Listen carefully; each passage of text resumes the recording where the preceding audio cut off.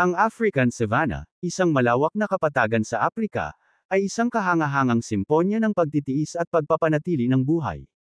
Ito ang tawag sa lugar na puno ng mga kahanginan, mga damo, at mga hayop na nagkakaisa upang mabuhay sa kagandahan ng kalikasan.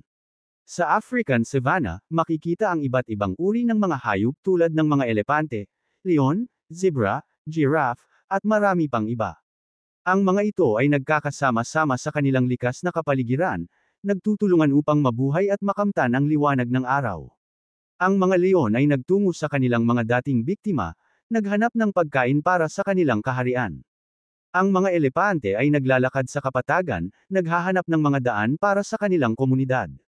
Ang mga zebra ay nagtungo sa mga pastulan, naglilibot sa kanilang mga kagubatan na may mga tatak na kahawig ng mga pintura sa hayop. At ang mga giraffe ay nagpapakain sa mga puno, nagtungo sa mga dahon na kanilang kinakain. Ang African savanna ay isang lugar ng kalikasan at kagandahan. Ang tunog ng mga hayop na naglakad sa kapatagan, ang lakas ng hangin na dumadaloy sa mga puno, at ang kahinahunan ng mga damo ay nagdudulot ng isang kasiyahan na simponya. Sa bawat pagkilos at paggalaw ng mga hayop sa African savanna, mababanaag ang tunay na kahalagahan ng pagtutulungan at pagkakaisa.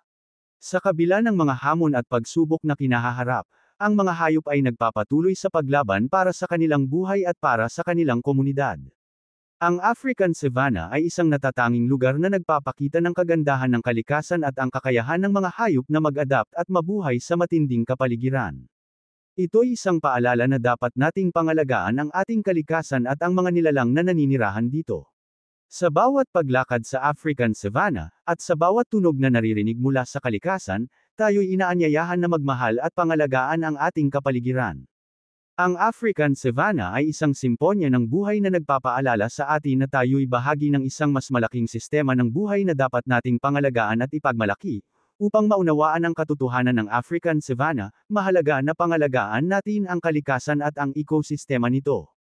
Ang pagmamahal sa kalikasan at ang paggalang sa mga hayop na naninirahan dito ay mahalaga upang mapanatili ang simponya ng buhay. Ang hood, o kalawit, sa cobra ay tumutukoy sa natatanging katangian ng ahas na ito na matatagpuan sa leeg nito. Kapag ang cobra ay nagpapakita ng kanyang hood, o kalawit, ang balat sa leeg nito ay nagiging malaki at nagkakaroon ng nakakapangilabot na anyo. Ang kalawit na ito ay tila isang patagang balat na ibinubuko ng cobra upang magpakita ng kanyang nakakatakot na anyo.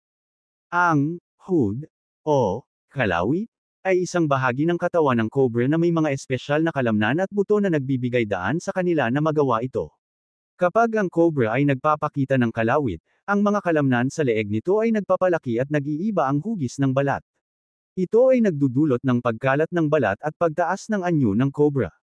Sa pamamagitan ng pagbubuka at pagtaas ng kalawit, ang cobra ay nagiging mas malaki at mas nakakatakot sa paningin ng mga kalaban o mga biktima nito. Ang pagpapakita ng kalawit ay may iba't ibang layunin para sa cobra. Una, ito ay ginagamit bilang isang babala o pampalayo sa mga kalaban. Kapag ang cobra ay nagpapakita ng kalawit, ito ay isang tanda na sila ay handa at determinado sa pagtatanggol sa kanilang sarili.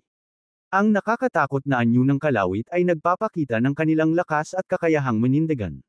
Pangalawa, ang kalawit ay maaaring ginagamit ng cobra upang magpakita ng kanilang dominance o pagmamay-ari sa isang teritoryo. Sa pamamagitan ng pagpapakita ng kanilang kalawit, ipinapakita ng cobra na sila ang may kontrol at kapangyarihan sa isang lugar.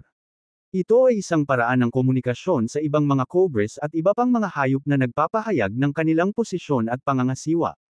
Ang hood, o kalawit, ng cobra ay isang natatanging katangian na nagbibigay kahulugan sa kanilang pagkakakilanlan at pagiging nakakatakot. Ito ay nagpapakita ng kanilang determinasyon sa pagtatanggol at ang kanilang kapangyarihan sa mga kalaban. Ang pagpapakita ng kalawit ay isang mahalagang bahagi ng pag-uugali at komunikasyon ng mga cobra na nagpapakita ng kanilang kakayahan at personalidad sa kanilang kapaligiran.